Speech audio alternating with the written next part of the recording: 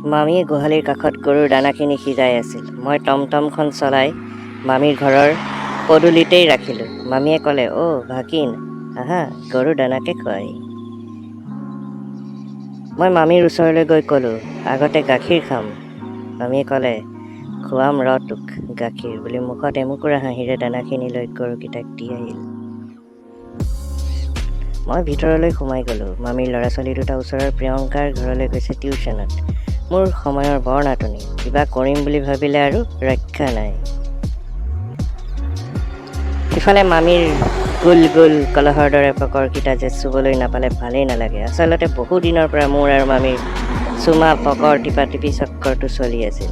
মামীয়ে ফকটীয়া পইচা আৰু ফকটীয়া চুদন ভাল পায়। মোৰ বয়স মামীতকৈ 4 বছৰহে কম। মামীৰ 30 বছৰ, মোৰ 26। মোৰ গাঁৱৰে মামী আগৰে পৰা পপুলাৰ, কিন্তু চাই চিতি চুদাই।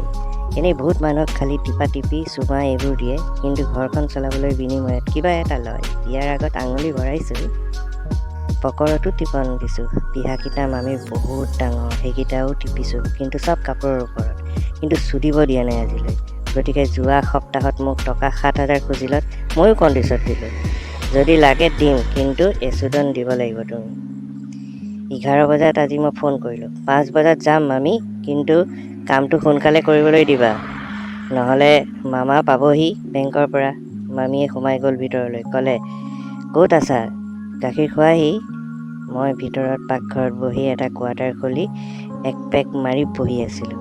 মামীয়ে ক'লে, পইচা ক'ত? মই ক'লোঁ, পকেটত। ক্ষীৰ খুওৱা এতিয়া, পানী পিঠাখন খাবলৈ দিবানে নাই? মামীয়ে ক'লে, ক্ষীৰ খাবা যে পিঠা নাখালেও হ'ব। মই ক্ষীৰৰ লগত পিঠা আৰু পোলাও খাওঁ। মই ক'লোঁ, মামীক 7,000 দি ক'লোঁ, বুজখন দেখুৱাই দিয়া ফাৰ্ষ্ট। মামীয়ে ফূৰ্তিত ক'ব নোৱাৰা হৈ ক'লে, সঁচাই আনিছা?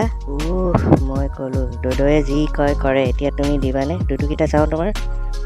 মামীয়ে ক'লে, এইখন চোৱা ফাৰ্ষ্ট। পেটিকোটটো দাঙি পেণ্টি নিপিন্ধা বুজখন দেখুৱাই ক'লে। মই একেটা জাপতে পিৰাখনৰ পৰা আঁঠুকাঢ়ি মামীৰ বুজখন চেলেকি দিলোঁ। মামীয়ে ক'লে, মামাই এইবোৰ নকৰে, কিন্তু বেয়া কথা কৈ পকৰ মাৰে। মানে তোমাক আজি পকৰ মাৰিব পাৰিম? পাৰিবা, কিন্তু কণ্ডিশ্যন আছে। কি কণ্ডিশ্যন এইটো? পইচাখিনি ঘূৰাই নিদিওঁ। মই অলপ টেনশ্যনত পৰিলোঁ যদিও ভাবিলোঁ, গাঁৱৰ ধুনীয়া ছোৱালীজনীক পকৰটো মাৰিব পাৰিম। হ'ব বুলি কৈ মামীৰ টপিনাকেইটা ঘূৰাই লৈ খাবলৈ ল'লোঁ। বগা টপিনাৰ ফুটাটো অলপ দীঘল টাইপ, ধুনীয়া কালাৰৰ ফুটাটো। চাবোনৰ ধুনীয়া গন্ধ। 5 বজাৰ আগে আগে মোলৈ গোটেই ফুটাকেইটা সুবাসেৰে ভৰপূৰ কৰি ৰাখিছে চাগে।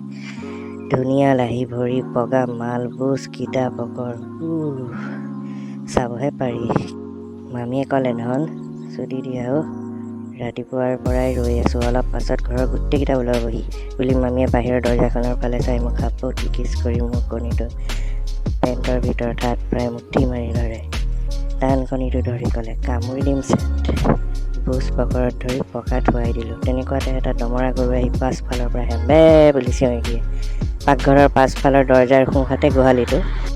বাচা ৰৈ আছোঁ হ'ব এতিয়া। হাঁহিবলৈ মুড নাছিল মামীৰ বুচত চুটি চুটি ক'লা বাল। সুধিলোঁ, মামী নোমবোৰ কাটি থাকা নেকি?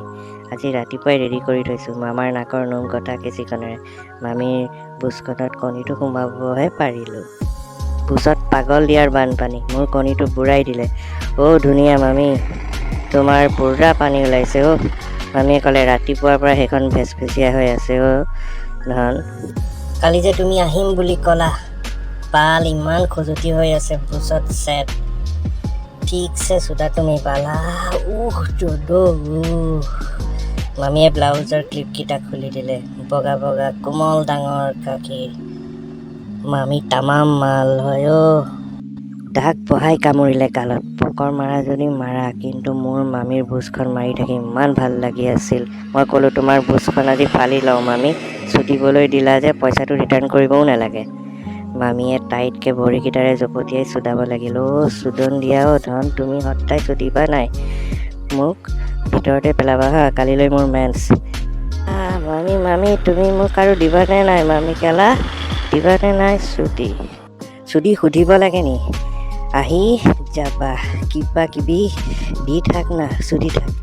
এইখন মেলি থৈছোঁ বাল, মোক চুদিব কোনে অ' দদৌ? মামাই আজিকালি মনেই নকৰে। মামী চুটি দিছোঁ চুটি ফালি দিছোঁ। মামীৰ বুচখন ৰঙা হৈ গ'ল। মামীয়ে ক'লে, উলিয়াই দিয়া মোৰ ওলাব কেলাও চেটো মামীৰ মুখত বেয়া গালি শুনি চেক্সৰ কোপন মাল পানী মামীৰ পুচত পেলাই দিলোঁ মামী চুদি মামী চুদি মামীয়ে গাহৰিকেইটা খানা দিবলৈ ওলাই গ'ল দমৰাটো তেতিয়াও পাকঘৰৰ দুৱাৰ মুখত মই টমটম চলাই ধাৰাপুৰ তিনিআলি পালোহি চাৰিআলি পাইছিলোঁহে তেনেকুৱাতে এটা ফোন আহিল বন্ধন বেংকৰ পৰা ক'লে ছাৰ আপোনাৰ কিস্তিটো কালি দিব পাৰিব নেকি মামী চুট কেলা বন্ধুসকল চাই থাকিব মিছলীয়া আকৌ নতুন ধুনীয়া ৰোমান্টিক এটা কাহিনীৰে আপোনালোকৰ আগত থিয় দিমহি আৰু যদি ভিডিঅ'টো ভাল লাগে লাইক শ্বেয়াৰ আৰু চেনেলটো ছাবস্ক্ৰাইব কৰি দিব চাই থাকিব মিছলীয়া